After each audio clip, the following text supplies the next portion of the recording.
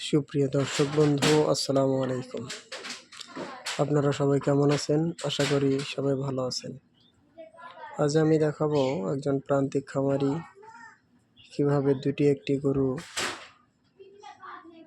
লালন পালন করে সংসার জীবনে স্বাবলম্বী হয়। আপনারা স্ক্রিনে অবশ্যই দেখতে পাচ্ছেন একটি গরু লাল।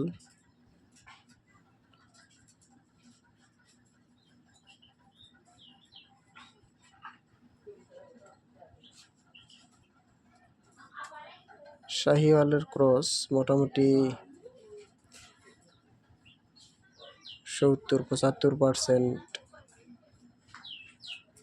এর মধ্যে ভালো মানের একটি গরু। এখনো বড় হয়নি, তবে খাওয়া দাওয়া দিলে অবশ্যই এই গরুটি অনেক ভালো মানের একটি গরু হয়ে উঠবে।